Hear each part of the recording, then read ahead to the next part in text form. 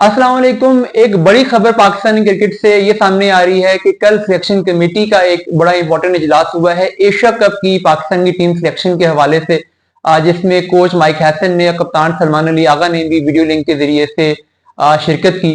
और पाकिस्तान की जो टीम अभी वेस्ट इंडीज गई हुई थी T20 सीरीज के लिए, उसमें ये खबरें हैं कि एशिया कप स्क्वाड के लिए 3 तब्दीलियां डिस्कस हुई हैं, जिनमें से 2 तकरीबन फाइनल हो गई हैं और तीसरी अभी अंडर कंसिडरेशन है, जिस पर शायद अगले 2-4-5 दिन में डिसीजन किया जाएगा। पाकिस्तान का जो एशिया कप का स्क्वाड जो बनता हुआ नजर आ रहा है वो मैं इस वीडियो में आपसे शेयर करता हूं। देखिए, ओपनिंग पे वैसे तो साइदुल्लाह फरहान और साइम अयूब ने जैसी आज बैटिंग की है, साइम ने इस सीरीज में अपनी मेटल प्रूव की है। साइदादा जब से उनको चांस मिला है PSL के बाद वो अच्छा परफॉर्म कर रहे हैं। साथ में एक तीसरे ओपनर पाकिस्तान ने फखर जमान को लिया था बांग्लादेश से होम सीरीज में भी, बांग्लादेश टूर में भी, वेस्ट इंडीज के लिए भी, लेकिन वो एक अनफॉर्चुनेट इवेंट हुआ। सेकंड मैच में फील्डिंग करते हुए इंजर्ड हुए, उनको हैमस्ट्रिंग हुआ। कल तक उनके हैमस्ट्रिंग को असेस किया गया था। आज फाइनली ये डिसीजन किया गया कि ये ऑल्दो एक माइल्ड हैमस्ट्रिंग है, लेकिन स्टिल इस पर फखर जमान को अपनी रिहैब करने की जरूरत है, तो इसलिए आज का वो मैच भी नहीं खेले, ODI सीरीज से भी बाहर हो गए हैं और अब उन्हें पाकिस्तान वापस भेजा जा रहा है। यहां पर वो आएंगे, NCA में वो आके अपना रिहैब करेंगे, उसके बाद वो एशिया कप के लिए अवेलेबल हो पाएंगे या नहीं।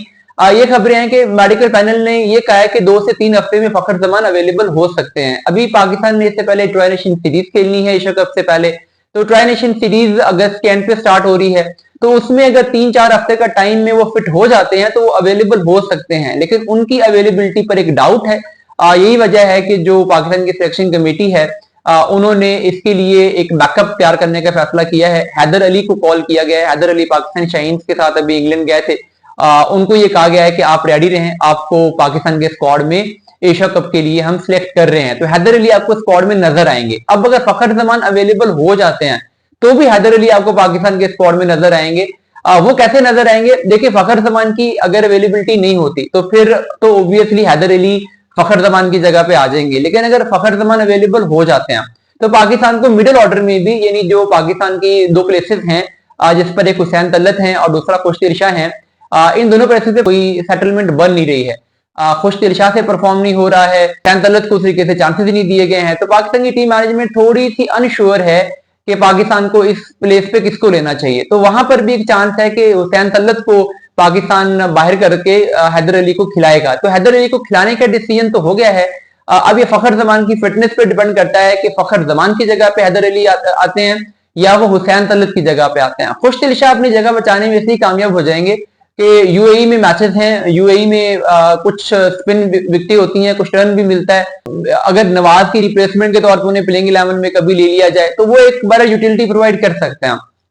उसके अलावा पाकिस्तान का जो बाकी मिडिल ऑर्डर है, वैसे तो क्वेश्चन तो मोहम्मद हारिस की फॉर्म पर बहुत हैं, जैसे वो विकेट थ्रो कर रहे हैं, जैसे वो स्कोर नहीं कर पा रहे, और जो उनका एक गेम अवेयरनेस का मुजाहरा वो नहीं कर पा रहे, गेम सेंस का मुजाहरा नहीं कर पा रहे। तो अब मोहम्मद हारिस का मसला ये है कि पाकिस्तान चौके मोहम्मद रिजवान से आगे मूव ऑन कर चुका है, आल्दो के साथ फरहान भी हैं, लेकिन मोहम्मद हारिस पे अभी टीम मैनेजमेंट इन्वेस्ट करना चाह रही है। अब कितने मैचेस की इन्वेस्टमेंट की जाएगी ये तो नहीं पता, लेकिन एशिया कप तक मोहम्मद हारिस को चांस देने का डिसीजन किया गया है। ऑल्दो ये हो सकता है कि जब पाकिस्तान आगे अपनी प्लेइंग 11 चूज करे तो उस प्लेइंग 11 में कहीं पर पाकिस्तान ये डिसीजन करे कि साइदुल्लाह फरहान कीपिंग कर लें और हारिस को बाहर बैठाया जा सके। अगर उनको लगे कि कॉन्स्टेंटली हारिस विकेट थ्रो कर रहे हैं और उनकी टीम में जगह नहीं बननी चाहिए, प्लेइंग 11 में जगह नहीं बननी चाहिए।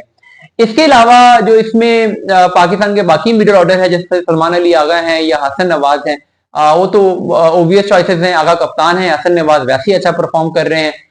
वो 6 हिटिंग एबिलिटी जो पाकिस्तान की लैक कर रही थी मिडिल ऑर्डर में, वो प्रोवाइड कर रहे हैं।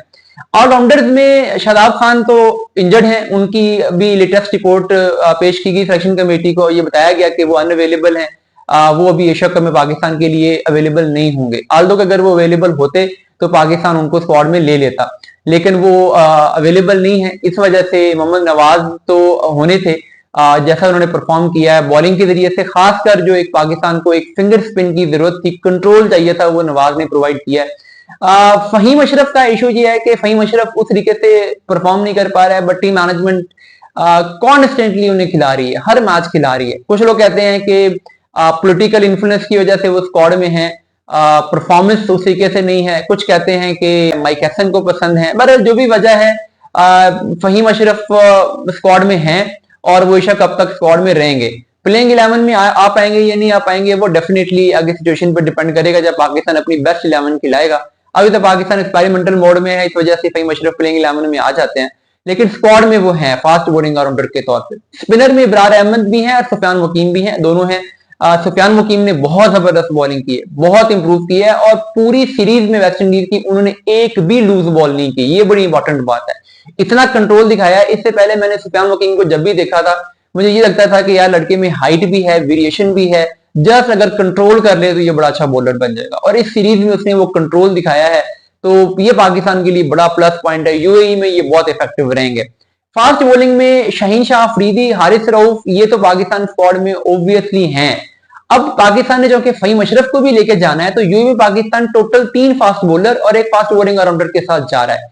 तो जो तीसरी प्लेस है पाकिस्तान की शाहीन अफरीदी और हारिस रऊफ के साथ, वो खाली है। इस पर 2 लोगों का नाम डिस्कस हुआ, एक सलमान मिर्जा का नाम डिस्कस हुआ और एक उसमें नसीम शाह का नाम डिस्कस हुआ। सिलेक्शन कमेटी सलमान मिर्जा को लेना चाह रही है, जो पाकिस्तान की टीम मैनेजमेंट है वो नसीम शाह को लेना चाह रही है तीसरे पेसर के तौर पे। अब सवाल यह है कि हसन अली भी स्क्वाड में थे, लेकिन उनका नाम डिस्कस ही नहीं हुआ। इसका मतलब है कि कहीं ना कहीं सिलेक्शन कमेटी और टीम मैनेजमेंट ये ज़हन बना चुके हैं कि हसन अली एशिया कप के स्क्वाड में नहीं जाएंगे।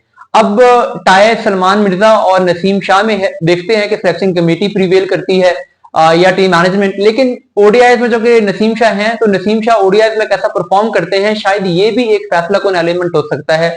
अगर नसीम शाह अच्छा परफॉर्म कर गए तो फिर टीम मैनेजमेंट की बात सिलेक्शन कमेटी को मानना पड़ेगी, लेकिन अगर नसीम शाह से परफॉर्म ना हुआ तो फिर हो सकता है कि टीम मैनेजमेंट सिलेक्शन कमेटी के सामने सरेंडर कर दे और सलमान मिर्जा स्क्वाड में शामिल हो जाए।